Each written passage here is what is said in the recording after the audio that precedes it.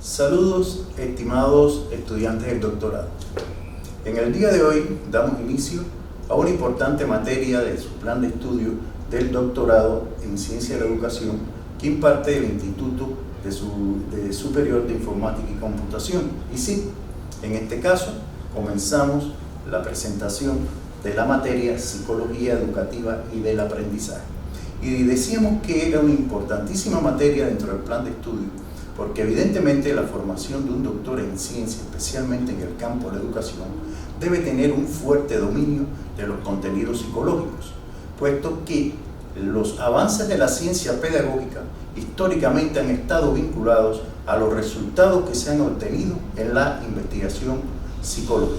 al punto que cada vez que ha aparecido una importante corriente o nueva teoría psicológica, ha impactado para el surgimiento de una nueva teoría pedagógica y una nueva concepción del proceso de enseñanza-aprendizaje y de educación de los seres humanos. Atendiendo a ello, esta materia también, Psicología Educativa y del Aprendizaje, nos aportaría las bases para comprender el proceso didáctico, es decir, la didáctica como ciencia de la dirección del proceso de enseñanza-aprendizaje, en tanto que le daría las bases de las múltiples teorías del aprendizaje que hoy en día existen, elaboradas por las diferentes corrientes de la psicología contemporánea. Por otra parte, todos sabemos que el proceso educativo es un proceso que constituye una unidad entre instrucción y educación, es decir, que para formar integralmente a un ser humano, desde las actividades de aprendizaje en el aula y las múltiples actividades escolares, extraescolares y extradocentes que se planteen las instituciones educativas,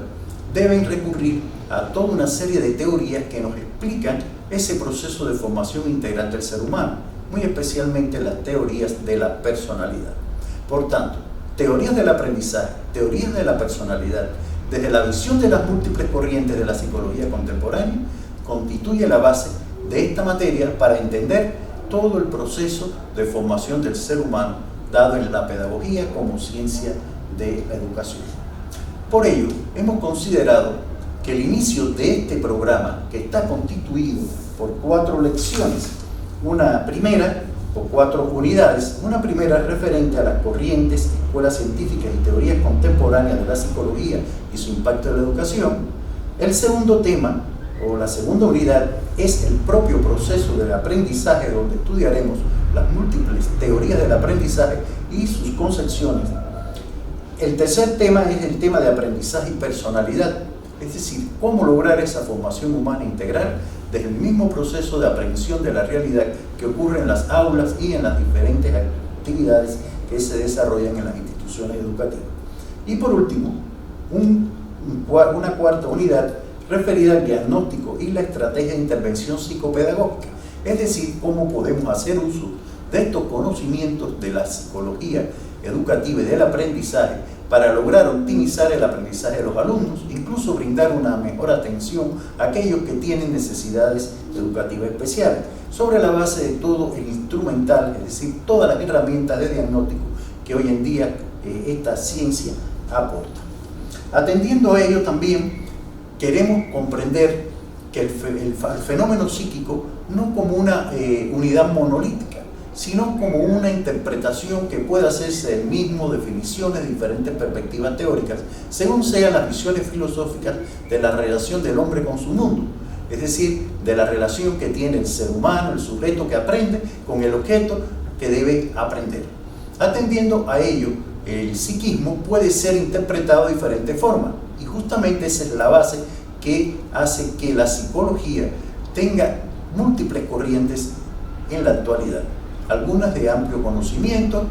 o de amplia divulgación, como es el caso de las corrientes constructivistas, las propias corrientes conductistas, que aunque tuvieron un momento histórico culminante en la educación llamada tradicional, pero hoy en día sigue siendo una importante alternativa para la educación. Y algunos nuevos enfoques, como el enfoque histórico-cultural y otras teorías más vinculadas al desarrollo de la inteligencia o a la formación humanística, es decir, teorías humanísticas, todas en su conjunto constituyen un arsenal teórico y de un gran valor práctico y metodológico que vamos a estudiar en esta materia. Por eso en el día de hoy queremos, como dice esta conferencia, ver cuáles son las corrientes de la psicología contemporánea y evaluar cuáles son sus impactos en la educación. Observarán, bueno, que el profesor que le va a impartir esta conferencia es el doctor en ciencia Orlando Valera Alfonso. Soy psicólogo de formación, pero bueno, mi doctorado, mi formación ha sido esencialmente en el contenido de la ciencia y la educación. Ahí también aparece nuestro correo electrónico, amén, que en plataforma ustedes podrán contar con toda aquella información que pueda coadyuvar a producir un curso a distancia, online, con la mayor calidad posible y con la mayor interactividad. Principio fundamental también para el aprendizaje en el ser humano, cuestión que ustedes, bueno, podrán constatar en la presentación que vamos a realizar en el día de hoy. Por una cuestión de orden, también quisiéramos señalar algo,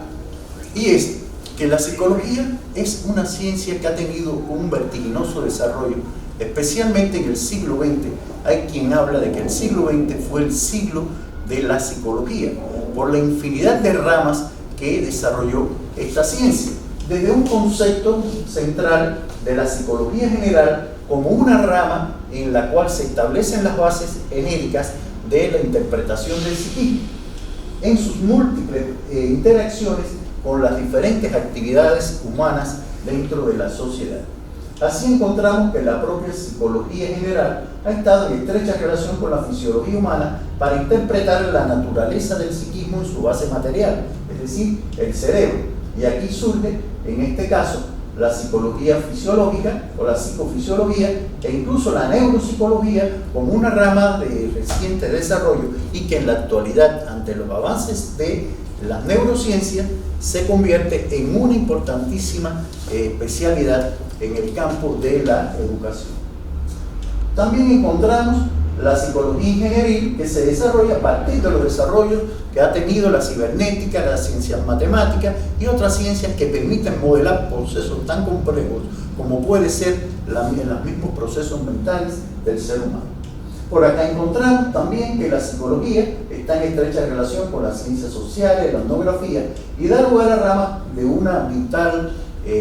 importancia en el mundo actual, como es la psicología social y la psicología de la comunicación. Algo similar ocurre con la propia ciencia social y las ciencias médicas, apareciendo ramas como la psicología de la salud, la psicología clínica o médica, la psicopatología e incluso la llamada psicología diferencial, que permite establecer las características propias de cada ser humano, y hasta la psicología de la personalidad, que habla de aquella integridad de cualidades psíquicas que caracteriza a cada persona y que lo diferencia de los demás. Encontramos por otra parte que la psicología está también en relación con la economía, con la organización científica de la sociedad del trabajo y con un conjunto de ciencias y actividades culturales. Por eso aparecen ramas como la psicología del trabajo organizacional y la psicología de las diferentes actividades profesionales, como la psicología del deporte, la psicología de la cultura, etc. Por último, ya referida al campo de la educación, la psicología tiene una importancia trascendental por las razones que enumerábamos en nuestra intervención inicial. Encontramos, en primer término, que hay una rama de la psicología que va explicando cómo se va produciendo el desarrollo evolutivo del ser humano en las diferentes edades. Y en este caso estamos en presencia de la psicología de las edades o psicología evolutiva. Base fundamental para educar. ¿Por qué? Porque el acto educativo, en cualquier nivel que se trate, sea desde la educación preescolar, primaria, media superior, o incluso la educación superior y hasta la educación de adultos mayores, requiere de conocer las particularidades psicológicas del sujeto en esos momentos del desarrollo. Por eso, la psicología pedagógica o psicología de las edades, contenido de esta materia que ustedes van a recibir, está en estrechísima relación y una interactividad continua con la psicología evolutiva de las edades, pero a su vez también con otra rama de la psicología, que es la psicología diferencial o la psicodefectología, que se trata de la atención a aquellos sujetos, el conocimiento, diagnóstico y atención de aquellos sujetos que tienen determinada déficit, ya sea en su desarrollo intelectual, ya sea en su desarrollo físico o un déficit sensorial de cualquier tipo, ya sea un sordo o un hipoacúsico o un ciego o un débil visual, por poner algunos ejemplos. Ante este cuadro, bueno, estaríamos ya en condiciones de comprender el lugar que le corresponde a la psicología dentro de la formación de un doctor en ciencias de la educación. No obstante, queremos poner en orden también un elemento de carácter epistemológico, es decir, cómo se construye el conocimiento científico en el campo de la psicología educativa y del aprendizaje. Y para ello hay que recurrir a algunas categorías de la epistemología en la actualidad, como por ejemplo el concepto mismo de corriente, y que vamos a entender por una corriente psicológica. Ustedes podrán observar que vamos a definir como corriente psicológica a una tendencia de carácter general y filosófica que desde una interpretación de la relación del hombre con el mundo determina la naturaleza de lo psicológico, produciendo una orientación global en la práctica investigativa y en las elaboraciones teóricas de la psicología. Quiere decir que comprender cualquier corriente psicológica requiere tener claridad de las múltiples interpretaciones que la filosofía nos ha legado acerca de la relación del hombre con su mundo. Y atendiendo a ello, entonces, es que han surgido formas de concebir el psiquismo y a su vez de evaluarlo, de modificarlo y de interactuar con él, contenido de la ciencia psicológica. No obstante, también es necesario entender que estas corrientes se han dado en determinadas agrupaciones científicas, que le vamos a llamar escuelas de ciencia o escuelas científicas. Y en la psicología han sido muy frecuentes estas escuelas. Si podemos hablar de una gran corriente como el constructivismo, podemos hablar de escuelas científicas ligadas al constructivismo, como por ejemplo puede ser la escuela de Ginebra desarrollada por Piaget, porque las escuelas científicas no van a ser más que agrupaciones científicas que desde las posiciones generales de la corriente definen su propio objeto y contenido de estudio y metodología de abordaje, muchas veces agrupadas, al menos en sus inicios, en una institución científica o en una universidad de determinado país y nucleadas por científicos de avanzada que se instalan como sus principales representantes. Por tanto, la Escuela de Ginebra recibe el nombre de Ginebra porque se desarrolla en esta ciudad suiza, aunque después se extendió por Francia, por Europa y quizás por todo el mundo. Y bueno, en una universidad, después bueno, las universidades francesas fueron la cuna de esta corriente y nucleada por un científico, en este caso fue Jean Piaget, pero después por la propia Escuela de Ginebra se amplió las múltiples visiones de la psicogenética piagetana y que, bueno, tenemos representantes en América Latina, algunos representantes de importancia. Por ello pudiéramos incluso reafirmar que una escuela científica es todo un cuerpo de doctrinas o sistema creado por un científico más, aceptado, seguido y aún reelaborado por otros. Este concepto de escuela se asienta también en un concepto epistemológico fundamental de la filosofía de la ciencia, que es el concepto de teoría científica.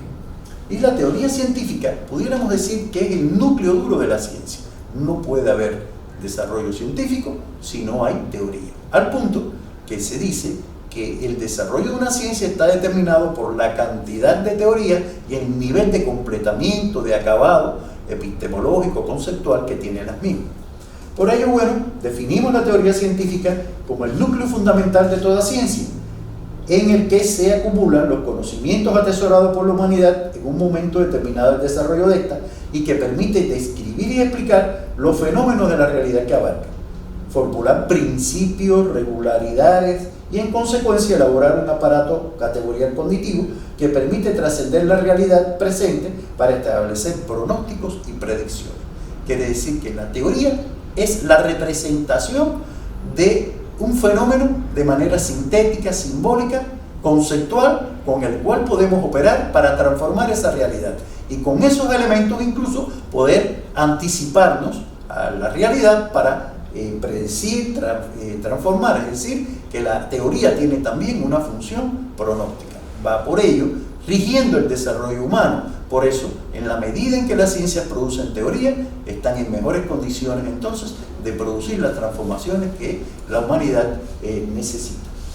Una vez que hemos puesto en orden estas concepciones, entonces estaríamos en condiciones de comprender cuál ha sido el desarrollo de la psicología como ciencia a través de la historia y cómo esas múltiples corrientes, escuelas de ciencia y teoría han impactado la educación